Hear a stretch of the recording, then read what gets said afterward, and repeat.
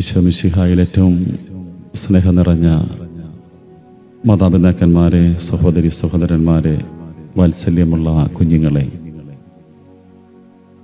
ലൂക്കായുടെ സുവിശേഷം 1-ാം അധ്യായം 57 മുതലുള്ള വാക്യങ്ങളിലൂടെ കർത്താവിൻ്റെ വാക്കിന് വില കൊടുക്കുന്നവരാകാനായിട്ട് വചനം നമ്മളെ വിളിക്കുകയാണ്.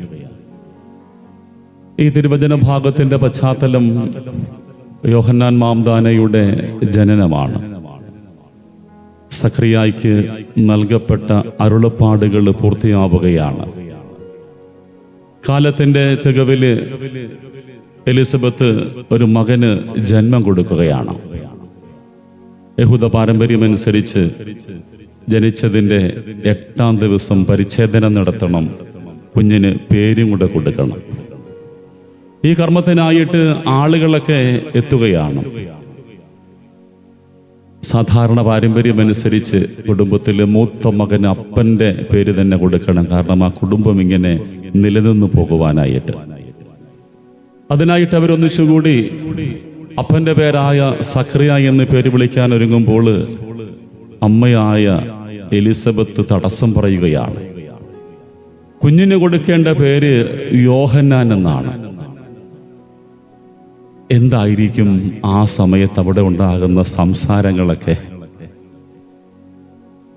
സംസാരിക്കാൻ പറ്റാത്ത സഖറിയ എലിസബത്ത് പറയുന്നു, ഈ കൊച്ചിൻ്റെ പേര് സഖറിയ എന്നല്ല, യോഹന്നാൻ എന്നാണ്.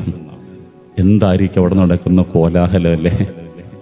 ഈ പാവപ്പെട്ട സ്ത്രീക്കെതിരെ ഉണ്ടാകുന്ന സംസാരങ്ങളും അപവാദങ്ങളും എന്തുമാത്രമായിരിക്കും. പക്ഷെ അവള് ഉറച്ചു നിൽക്കുകയാണ്. ദൈവം പറഞ്ഞതിന് വില കൊടുക്കുകയാണ്. തമ്പുരാൻ പറഞ്ഞതിന് വില കൊടുക്കാനായിട്ട് മനുഷ്യന്റെ സ്വരങ്ങളെക്കാളും ആവശ്യങ്ങളും ആഗ്രഹങ്ങളെക്കാളും അവള് ദൈവസ്വരത്തിന് തന്നെ വിട്ടുകൊടുക്കുകയാണ്. അതുകൊണ്ട് തന്നെ അടുത്ത ചോദ്യം സഖറിയായോടാണ്. ഇനി ഈ കുഞ്ഞിന്റെ പേരെന്താണ്? സഖറിയ എഴുതി കൊടുക്കുകയാണ്. എഴുതുകയെന്ന് പറഞ്ഞാൽ ഒരു ആധികാരികതയാണ്. എഴുതപ്പെട്ടത് ആധികാരികതയാണ്. അതുകൊണ്ട് തന്നെ സഖറിയ എഴുതി കൊടുത്തു, അവന്റെ പേര് യോഹന്നാൻ എന്നാണ്. ആ നിമിഷം സഖറിയ സ്വതന്ത്രനാവുകയാണ്, ദൈവത്തെ വാഴ്ത്തുകയാണ്. ഓർത്തിരിക്കുക, ഒരു വ്യക്തിയോ ഒരു കുടുംബമോ ദൈവത്തിന്റെ വചനത്തിന് വില കൊടുക്കുമ്പോൾ ആ വ്യക്തിയിലും കുടുംബത്തിലും ഒരു വലിയ വിടുതൽ സംഭവിക്കുകയാണ്. ദൈവത്തിന്റെ വചനത്തിന് നമ്മൾ വില കൊടുക്കാനായിട്ട് തുടങ്ങിക്കഴിഞ്ഞാൽ പിന്നെ എന്തിനെ കുറിച്ച് മറ്റവർ നമ്മളെ അപമാനിച്ചുവോ അതിനെക്കുറിച്ച് അഭിനന്ദിക്കുവാൻ ദൈവം ഇടവരുത്തുകയാണ്. എലിസബത്തും സഖറിയായും അപമാനിതരാണ്. മക്കളില്ലാത്തതിന്റെ പേരിൽ അപമാനിക്കപ്പെടുന്നവരെ ഒരു കുഞ്ഞിന്റെ ജന്മത്തിൽ അതിനെക്കുറിച്ച് തന്നെ അഭിനന്ദിക്കപ്പെടുവാനും ദൈവത്തെ സ്തുതിക്കുവാനും ഇടവരുത്തുകയാണ്. ഓർത്തിരിക്കുക, വചനത്തിന് വില കൊടുക്കാൻ തയ്യാറായാൽ ദൈവം നമ്മുടെ അപമാനങ്ങളൊക്കെ അനുഗ്രഹങ്ങളാക്കി രൂപാന്തരപ്പെടുത്തുകയാണ്. വചനത്തിന് നമുക്കിന്ന് വില കൊടുക്കാൻ കഴിയുന്നുണ്ട്. ദൈവം പറഞ്ഞത് ചെയ്യുവാനായിട്ട് ഒരാൾ വില കൊടുക്കുമ്പോൾ ദൈവത്തിന്റെ വാക്കിന്റെ ജീവിതത്തിൽ നിറവേറട്ടെ എന്ന് അമ്മയെപ്പോലെ പറയുകയും പ്രവർത്തിക്കുകയും ചെയ്യുമ്പോൾ അവിടെ നമ്മുടെയൊക്കെ അപമാനങ്ങളൊക്കെ ദൈവം അനുഗ്രഹങ്ങളാക്കി രൂപാന്തരപ്പെടുത്തുകയാണ്. എന്തുകൊണ്ട് നമ്മുടെയൊക്കെ ജീവിതങ്ങളിൽ ഇപ്രകാരം അത്ഭുതങ്ങളൊന്നും സംഭവിക്കുന്നില്ല? വചനത്തിന് വേണ്ടിയിട്ട് വില കൊടുക്കാൻ നമ്മൾ ആരും തയ്യാറാകുന്നു. നമുക്കിന്ന് ഏറ്റവും ഇഷ്ടപ്പെട്ടത് ആളുകൾ പറയുന്നതാണ്. ജനമെന്ത് പറയുന്നു? നമ്മളെ കുറിച്ചൊക്കെ ജനത്തിന്റെ സ്വരം കേൾക്കുവാനും ആ സ്വരത്തിനനുസരിച്ച് ജീവിതത്തെ ക്രമപ്പെടുത്താനും നമ്മളൊക്കെ ഇന്ന് വല്ലാതെ വ്യഗ്രതപ്പെടുകയാണ്. ജനം പറയുന്നതും ദൈവം കാണുന്നതും തമ്മിൽ വലിയ അന്തരമുണ്ട്. ആളുകൾ പറഞ്ഞത് ഓർത്തിരിക്കണത് മണ്ണിലെഴുതിയതാണ്. സംശയം ഉണ്ടെങ്കിൽ പോയിട്ട് സുവിശേഷം എടുത്തു വെച്ച് വായിക്കണം. യോഹന്നാന്റെ സുവിശേഷം 8-ാം അധ്യായത്തിൽ വ്യഭിചാരത്തെ പിടിക്കപ്പെട്ടൊരു പെങ്കൊച്ചിനെ കൊണ്ട് ആളുകളൊക്കെ ഈശോയുടെ അടുക്ക വരുന്നുണ്ട്. എന്നിട്ട് ഇവരെല്ലാം ഈ പെണ്ണിനെ കുറിച്ച് അറിയാവുന്നതൊക്കെ പറയുന്നുണ്ട്. അവിടെ ഈശോ എന്ത് ചെയ്തുകൊണ്ടിരിക്കുക? അവൻ നിലത്തെഴുതുകയായിരുന്നു. എന്തായിരിക്കും ഈശോ എഴുതിയത്? ഞാനിങ്ങനെ വിചാരിക്കുന്നു, ആളുകളൊക്കെ ആ സ്ത്രീയെക്കുറിച്ച് പറഞ്ഞതൊക്കെ അവൻ മണ്ണിലെഴുതി. മണ്ണിലെഴുതിയാൽ മാഞ്ഞു പോകും.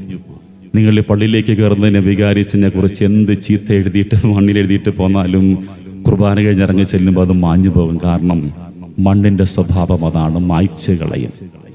മനുഷ്യൻ പറഞ്ഞതൊക്കെ ദൈവം എഴുതുന്ന മണ്ണിലാണ്.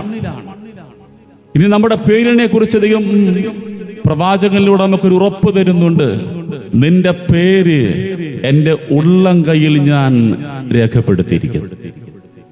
ശരിക്കും ബൈബിളിന്റെ കൃത്യമായ ട്രാൻസ്ലേഷൻ അത് കൊത്തിവെച്ചിരിക്കുന്നുള്ളതാണ്. എഴുതി വെച്ചാൽ പോലും മാഞ്ഞു പോകുന്നത് കൊണ്ട് അവന്റെ ഉള്ളം കയ്യിൽ കൊത്തിവെക്കപ്പെട്ടിരിക്കുന്ന നാമധേയമാണ് നമ്മളൊക്കെ. മനുഷ്യൻ പറഞ്ഞതൊക്കെ മണ്ണിലെഴുതിയെങ്കിൽ ദൈവം നമ്മുടെ പേരെഴുതി സൂക്ഷിക്കുന്നത് അവന്റെ ഉള്ളം കയ്യിലാണ്. ഇതായിരിക്കണം വചനത്തിന് വില കൊടുക്കുന്നവന്റെ ചങ്കുറപ്പെന്ന് പറയുന്നത്. വചനത്തിന് വേണ്ടി ജീവിക്കുന്നവന്റെ അഭിഷേകവും നിറവുമതാണ്. മനുഷ്യൻ പറഞ്ഞതൊക്കെ മണ്ണിന്റെ ഭാഗമാകൽ ദൈവം എൻ്റെ പേരിങ്ങനെ ഉള്ളം കയ്യിൽ എഴുതി കാത്തിരിക്കുകയാണ്. അവൻ ഉള്ളം കയ്യിൽ എഴുതിയത് കാൽവരിയുടെ നെറുകയിലാണ്. അവന്റെ കരങ്ങളിങ്ങനെ വിരിക്കപ്പെട്ടിട്ട് ആ കുരിശോടിങ്ങനെ ചേർത്ത് തറയ്ക്കപ്പെടുമ്പോൾ അവൻ എഴുതി ചേർത്തത് നമ്മുടെയൊക്കെ പേരുകളാണ്. അതുകൊണ്ട് തന്നെ നമ്മളെ നയിക്കേണ്ട ഒരു ബോധം അതാണ്. അവന്റെ ഉള്ളം കയ്യിൽ കൊത്തിവെക്കപ്പെട്ട പേരാണ്. അതുകൊണ്ട് തന്നെ വചനത്തിന് വേണ്ടിയിട്ട് വില കൊടുക്കാൻ നമുക്ക് കഴിയണം. സക്രിയായുടെ കുടുംബം അനുഗ്രഹീതവും വിടുതൽ പ്രാപിക്കുന്നതും ഈ വചനത്തിന് വേണ്ടിയിട്ട് വില കൊടുത്തു എന്നുള്ളതാണ്. നമുക്കിന്ന് ഈ മംഗളവാർത്ത കാലത്തിലൂടെ കടന്നു പോകുമ്പോൾ വചനമായവനെ സ്വീകരിക്കാൻ ഒരുങ്ങുമ്പോൾ നമുക്കൊന്ന് ഒരു ആത്മശോധന ചെയ്യേണ്ടിയിരിക്കുകയാണ്. വചനത്തിന് വേണ്ടിയിട്ട് ഞാൻ എന്താ കൊടുത്തത്? എത്രമാത്രം വില കൊടുക്കുന്നുണ്ട് വചനമൊന്ന് പാലിക്കാനായിട്ട്? വചനവുമായിട്ട് എനിക്ക് വ്യക്തിപരമായിട്ട് എത്രമാത്രം ബന്ധം പുലർത്താൻ കഴിയുന്നുണ്ട്? അത് കേവലം എനിക്കൊന്ന് അകലയിരുന്ന് കാണേണ്ട ഒന്നായിട്ട് മാറുകയാണ്. അങ്ങനെയാകരുത്. വചനത്തിന് വില കൊടുക്കുമ്പോൾ മനുഷ്യരെക്കാളും ദൈവത്തിൻ്റെ ഹിതം നമുക്ക് പ്രിയപ്പെട്ടതാകും. പലപ്പോഴും ഞങ്ങൾക്ക് അച്ഛന്മാർക്ക് സംഭവിക്കുന്ന ഒരു വലിയൊരു മണ്ടത്തരമുണ്ട്. ഞങ്ങൾ ഏതെങ്കിലുമൊക്കെ പള്ളിയിലിരുന്നു ഒരു 3 വർഷം അല്ലെങ്കിൽ ഒരു 5 വർഷം ആകുമ്പം ട്രാൻസ്ഫർ കിട്ടും. അതൊരു സ്വാഭാവികമായൊരു കാര്യമാണ്. ഈ ട്രാൻസ്ഫറായിട്ട് പോകുന്നതിൻ്റെ തലേ ഞായറാഴ്ച നമ്മുടെയൊക്കെ പള്ളി ഒരു കലാപരിപാടിയുണ്ട്. എന്തെന്നറിയാമോ? അച്ഛന്മാർക്കൊരു ട്രാൻസ്ഫറിന് മുമ്പേ ഒരു യാത്രയപ്പ് സമ്മേളനം.